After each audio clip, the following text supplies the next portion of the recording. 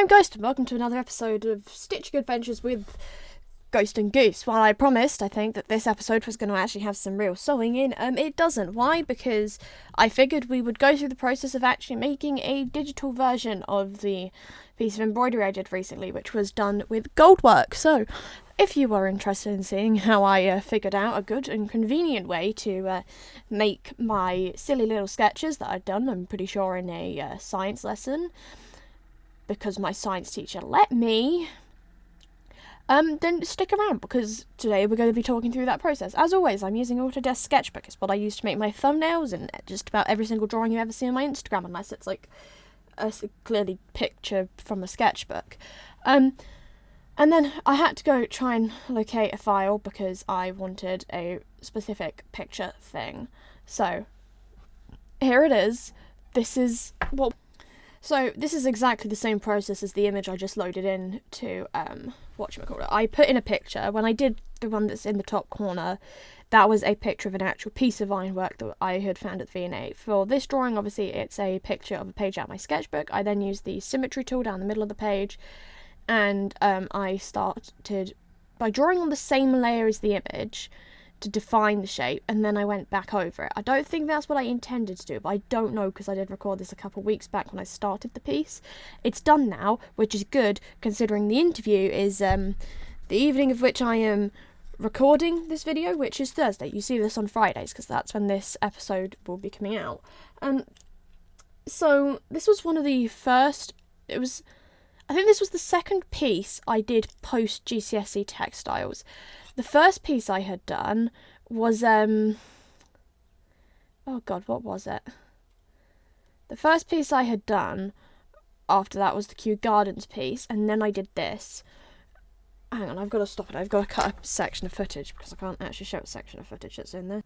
I kind of realised that folder that I had to pull that image from had a load of my textiles work in that I'm not allowed to obviously show on social media, so I had to cut that clip. We love having to make sure that I don't accidentally show things in the background that still can't be shown for a bit. So, going back to this, I use the inking pen that comes with Adobe. It's Autodesk even, Autodesk Sketchbook. They do have other downloadable ones, but I haven't really downloaded that many to like play around with because I use like the same brushes every single time. So where this differs from when I make my designs for like dresses and stuff is I use a pencil for the dresses because I prefer doing the soft edge, whereas with this, the point of it was I would put a section of tissue paper cut to the size that I wanted it to be, and I would use a friction pen or honestly any pen or pencil. I think I used pencil in the end to draw my design onto that piece of tissue paper. So while you can get things like water soluble paper stuff that you put designs on, and you can also use like friction pens on fabric. The fabric I'm using is dark purple, so the friction pen's not going to show up, but I also can't use something that's water soluble because that risks damaging the gold work, which is why I had to go for this. And I think I got rid of that leaf in the end that I just drew. So that's, yeah, I did. Oh wow, look at me go. So that's why I wanted it to be a block colour thing rather than trying to transfer it from my sketchbook. I wanted to make sure like I got the details correct. So I then just finished up making the drawing look half neat. Some of these details were lost in the actual thing because it's surprisingly more difficult to sew things in very specific swirly shapes. Yeah, I didn't think about that. And at the time of designing it, I didn't think about all the tiny little bits that I had done that, because it's not one continuous line, that was going to make my life difficult. Like those spirals I just drew. They were so fun to do. I think I ended up cutting some of the stuff out there if I actually left in the drawing. And then I went, oh yeah, let's shove a leaf in the middle that has more annoying spirally bits on because I never make my life easy.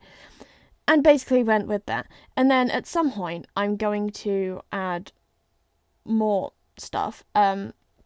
Maybe. There we go. We're going again. We're going to get rid of the symmetry bit now so I can draw the line down the middle, I think. No, we're going to add other leafy details.